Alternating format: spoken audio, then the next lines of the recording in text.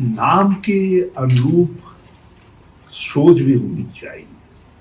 गुंजी हमारा सीमांत गांव है। अच्छी बात है, वाइब्रेंट विलेज का नाम दिया है। वैसे जब ऐसा नाम देने वाले लोग नहीं थे तो उस समय भी गुंजी देश को वाइब्रेंट बनाने वाले बेटे और बेटियां देने का काम कर रहा था। और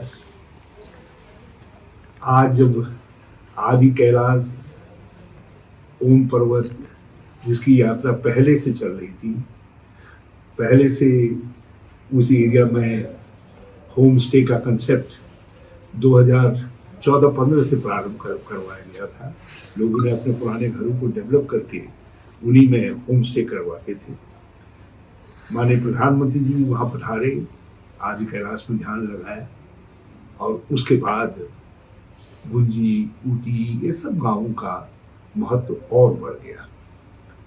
लेकिन इस बढ़ते हुए महत्व के साथ स्थानीय लोगों के साथ किस तरीके का अत्याचार हो रहा है, ये जो ज्ञापन मुझको हमारी बहनों ने दिया है, जिसमें हमारी बड़ी पीढ़ी की बहनें भी सम्मिलित हैं और हमारी बेटियां भी जो आगे अपनी आजीविका उन क्षेत्रों में बनाना चाहती हैं, वो भी यहाँ पर हैं। 150 नाली के करीब जमीन को गुंजी की पर्यटन के लिए अधिकृत किया जा रहा है। 1500 नाली सर, 1500 नाली अधिकृत किया जा रहा है। जबकि गुंजी के अंदर जो लोग रह रहे हैं, मैं समझता हूँ कई इनकी पीढ़ियां वहाँ रह रही है। पहले से माइग्रेशन भी होता रहा है। चीन के साथ जब व्यापार चलता था लेकिन एक दर्रे से, तो वहाँ से व्यापार के लिए भी जाते थे और नीचे जाड़ों में नीचे आ जाते थे और गर्मियों में अपने खेतों और वहाँ जाते थे। तो उस समय लोगों ने इतने गौर से नहीं देखा कि ज़मीनें किस रूप में हैं, इनकी किस रूप में, क्योंकि नाम पर लोगों के चढ़े हुए नहीं हैं। और आज इनके ऊपर तलवार लटकाई जा रही है, कहा जा रहा है तो तुम्हारी ज़मीन नहीं। पुश्तैनी तरीके से लोग उन ज़मीनों को जोतते आए। राइट ऑफ ईजमेंट एक्ट, ये भारत की संविधान द्वारा मान्यता प्राप्त एक्ट है। उसके तहत जिन लोगों के इतने पुराने कब्जे हैं, उन कब्जों को यूं ही बहाल माना जाता है।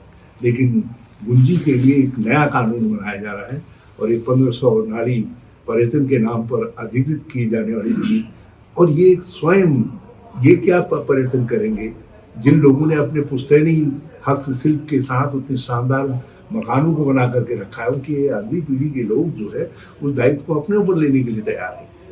सरकार क्यों इस काम के लिए अपना पैसा खर्च कर रही है, मैं ये समझ नहीं पा रहा हूँ।